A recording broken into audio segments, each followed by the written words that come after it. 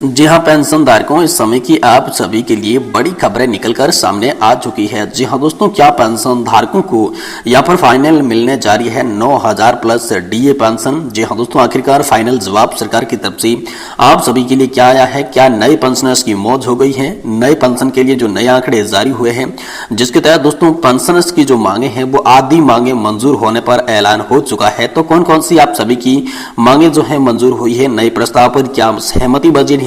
और साथ ही साथ दोस्तों बजट की तारीख को लेकर क्या बड़ा ऐलान है, जिसमें मिनिमम पेंशन दोस्तों हम सभी के लिए 9,000 प्लस डीए को लेकर हाल फिलहाल में क्या बड़ी खबर आई है, इसके बारे में भी दोस्तों आज की इस वीडियो के अंदर बात करने वाले हैं। तो दोस्तों आप सभी ईपीएस 95 पेंशन धारकों के लिए इस समय की इंपोर्टेंट खबरें लेकर आज की इस वीडियो में हम हाजिर हो चुके हैं। इसलिए आपसे निवेदन करते हैं कि आज की इस वीडियो को आप लोग लास्ट तक, एंड तक जरूर देखें, जिससे मैं आपको पूरी खबरें जो है स्टेप बाय स्टेप विस्तार से यहाँ पर जो है बता सकूं। तो चलिए दोस्तों यहाँ पर खबरों का सिलसिला शुरू करते हैं और आप सभी की पेंशन बढ़ोतरी की तमाम मांगों को लेकर यहाँ पर विस्तृत चर्चा करते हैं। जी हाँ दोस्तों, सभी पेंशन धारकों की मांग थी कि पेंशन उन्हें बढ़कर मिलनी चाहिए। तो इसी के तर्ज पर दोस्तों हाल ही में आप सभी के लिए बड़ी अपडेट निकलकर सामने आई है, जिसके तहत कहा यह जा रहा है कि दोस्तों आप सभी के लिए पेंशन जो है वो 9,000 रुपए तक मिलेगी। इसको लेकर एक बड़ी अपडेट हाल ही में सामने आई है। तो इसके बारे में हम चर्चा करेंगे कि आखिरकार 9,000 रुपए की पेंशन किनको मिलेगी और पेंशन की 4 सूत्रीय मांगों के बारे में क्या बड़ा ऐलान किया गया है। तमाम बड़ी खबरें इस वीडियो के अंदर जानने वाले हैं। इसीलिए सभी ईपीएस 95 पेंशन धारकों से निवेदन करते हैं कि आज की इस वीडियो को आप लोग लास्ट तक देखेंगे, तभी आपको पूरी सही, सटीक और तथ्यों पर आधारित जानकारी मिल सकेगी। तो चलिए बिना किसी देरी के वीडियो को स्टार्ट करते हैं। देखिए दोस्तों, ईपीएस 95 पेंशन धारक जो है वो लगातार 7,500 प्लस डीए की पेंशन को लेकर लगातार जो है आवाज उठाते रहे हैं, मांग उठाते रहे हैं। इसी बीच उनके लिए 7,500 प्लस डीए की पेंशन को लेकर बड़ी खबर निकलकर सामने आ रही है। जी हाँ दोस्तों, जो पेंशन धारक है वो लगातार यही मांग कर रहे थे कि बुढ़ापे की स्थिति में उन्हें जो है 1,000 रुपए की पेंशन मिल रही है। इसी के कारण उनके परिवार का भरण पोषण या गुजारा नहीं चल पाता, इसीलिए उन्हें 7,500 प्लस डीए की न्यूनतम पेंशन मिलनी चाहिए, जो कि कोश्यारी कमेटी ने हाल ही में आप सभी के लिए पहले जो सिफारिश की थी, जिसके कोश्यारी खुद साहब अध्यक्ष थे और जो कि भाजपा की एक कमेटी बनाई गई थी, उसमें दोस्तों यहाँ पर अध्यक्षता कर रही कोश्यारी जी ने भी कहा था कोश्यारी कमेटी के आधार पर आप सभी की जो पेंशन है वो हाल फिलहाल में 7,500 प्लस डीए बनती है। तो इसीलिए जो है यहाँ पर पेंशन धारक भगत सिंह कोश्यारी कमेटी की रिपोर्ट के आधार पर जो सिफारिश की गई थी उसे लागू करने को लेकर लगातार मांग कर रही थी। पिछले ही साल में यहाँ पर हमने देखा कि एंड में दोस्तों बड़ा प्रदर्शन आप सभी के लिए दिल्ली के रामलीला मैदान में देखने को मिला, जिसके बाद जंतर मंत्र पर लगातार ईपीएस 95 पेंशन धारकों ने धरना प्रदर्शन किया था, जिसमें दोस्तों आप सभी को आश्वासन तो बहुत सारे मिले थे, लेकिन दोस्तों तमाम आश्वासनों के बाद आखिरकार ईपीएस 95 पेंशन धारकों के लिए क्या बड़ी खुशखबरी निकलकर सामने आई, इसके बारे में दोस्तों आज की इस वीडियो के अंदर बात करने वाले हैं। दोस्तों पेंशन बढ़ोतरी 7,500 प्लस डीए की मांग इन दिनों जोर पकड़ चुकी है और हाल ही में दोस्तों आप सभी के लिए अपडेट आया है कि 7,500 प्लस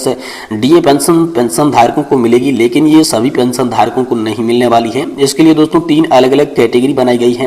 जिसमें कुछ पेंशन धारकों को पेंशन 5,000 रुपए की मिलेगी, वहीं कुछ को 7,500 की पेंशन और अन्य बचे पेंशन धारकों को यहाँ पर 9,000 प्लस डीए की पेंशन मिलेगी। तो मैं आपको बताऊंगा कि आखिर किनको कौन सी पेंशन मिलेगी। तो सबसे पहले बात करते हैं कि 5,000 रुपए किन पेंशन धारकों की पेंशन मिलने वाली है। तो दोस्तों चाहे सरकारी प्राइवेट कोई भी सेक्टर हो गया, उसमें काम करने वाले वर्कर ने लगातार दोस्तों अपने पीएफ खाते के अंदर लगातार 20 साल तक का कंट्रीब्यूशन दिया है 15,000 रुपए की सैलरी लिमिट के आधार पर। तो दोस्तों उनकी जो पेंशन है वो 5,000 रुपए प्रति माह बनेगी, यानी कि पेंशन की पहली लिस्ट के अंदर उन्हें शामिल किया गया है। वहीं कोई पेंशन धारक जो कि लगातार 30 साल या फिर उससे ज्यादा का कंट्रीब्यूशन कर रहा है, 30 या फिर 35 साल का कंट्रीब्यूशन दे चुका है, 30 या फिर 35 साल की सेवा जो है वो कर चुका है, जिसमें लगातार 15,000 रुपए की सैलरी लिमिट के आधार पर योगदान किया है, अब उनको पेंशन जो है वो 7,500 प्लस डीए की मिलने वाली है। ये सरकार की तरफ से आदेश जारी हुआ है।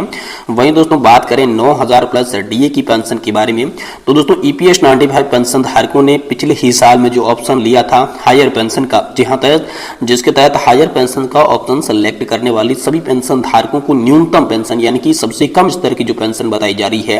वो पेंशन है 9,000 प्लस डीए की पेंशन। दोस्तों इससे अगर आपने ज्यादा का कंट्रीब्यूशन किया है तो ज्यादा पेंशन आप सभी को मिलेगी, लेकिन न्यूनतम पेंशन इसमें बताई जा रही है 9,000 प्लस डीए की पेंशन। वहीं दोस्तों ईपीएस 95 पेंशन धारक जो है वो लगातार दूसरी बड़ी डिमांड जो कि मेडिकल फैसिलिटीज, यहाँ पर जो है पेंशन धारक को तो दोस्तों मेडिकल फैसिलिटी ठीक ठाक मिल रही है, लेकिन उनके परिवार को, उनके बच्चों को, उनकी पत्नी को जो है यहाँ पर जो है मेडिकल फैसिलिटी नहीं मिल पाती है। इसी के कारण लगातार जो पेंशनधारक के प्रदर्शन के अंदर यही मुद्दा उठा रहे थे कि हमें मेडिकल सुविधा जो है पेंशनर्स और उनके परिवार को सुचारू रूप से मिल सके। इसको लेकर हाल फिलहाल में आप सभी के लिए दोस्तों बड़ी खबर निकलकर सामने आ चुकी है, जिसके तहत सरकार का बड़ा बयान आप सभी की पेंशन के साथ साथ जो मेडिकल की मांग थी उसको लेकर सामने आया है। जी दोस्तों, इसमें कहा गया कि सभी पेंशन धारकों और उनके स्पाउस को या फिर परिवार को जो है वो पेंशन के साथ साथ मेडिकल सुविधा मुफ्त में दी जाएगी। इसके लिए दोस्तों हाल फिलहाल में मोदी सरकार द्वारा चलाई जा रही आयुष्मान योजना के तहत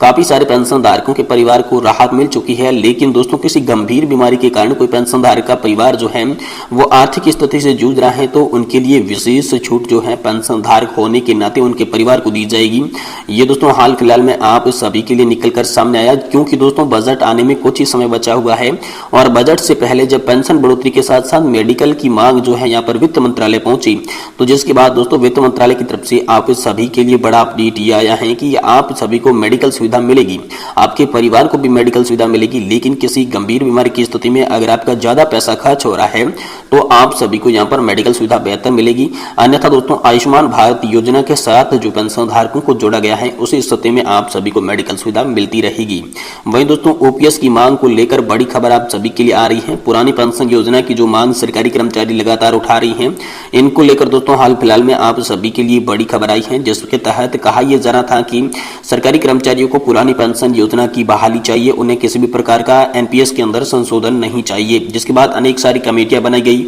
वित्त यहाँ पर सचिव टीबी सोमनाथन की अध्यक्षता में एक कमेटी का गठन किया जो कि एनपीएस के मुद्दों की जांच कर रही है कि आखिर इसमें क्या बदलाव किए जाएंगे। उसकी दोस्तों हाल फिलहाल में रिपोर्ट की एक झलक सामने आई है, वो भी दोस्तों इस वीडियो में हम आपको आगे बताने वाले हैं। तो दोस्तों यहाँ पर आप सभी ईपीएस 95 पेंशन धारकों के साथ साथ जो सरकारी कर्मचारी, राज्य कर्मचारी ओपीएस की मांग कर रहे हैं, उनके लिए हाल ही में दोस्तों यहाँ पर सरकार ने कहा है कि अगर पुरानी पेंशन योजना को लागू कर दिया जाता है तो देश की अर्थव्यवस्था पर काफी सारा भार पड़ेगा। और हाल ही में दोस्तों आरबीआई ने बड़ा अपडेट जारी किया था, जिसमें आरबीआई ने कहा था कि अगर ओपीएस फिर से देश में लागू की जाती है तो देश की आर्थिक स्थिति गड़बड़ा सकती है, आर्थिक स्थिति में बड़ा यहाँ पर उलटफेर देखने को मिल सकता है। और इसी को लेकर लगातार जो सरकार है वो ओपीएस के मुद्दे को टालना चाहती है और इसी ओपीएस के मुद्दे को टालने के लिए अब सरकार के पास एक और नया विकल्प मौजूद हो चुका है, जो कि है दोस्तों जीपीएस मॉडल। यानी कि दोस्तों आंध्र प्रदेश का जीपीएस पेंशन मॉडल अब आप सभी के लिए चर्चा में आ गया है, जिसके तहत हाल ही में दोस्तों संकेत ऐसे आप सभी के लिए मिल रहे हैं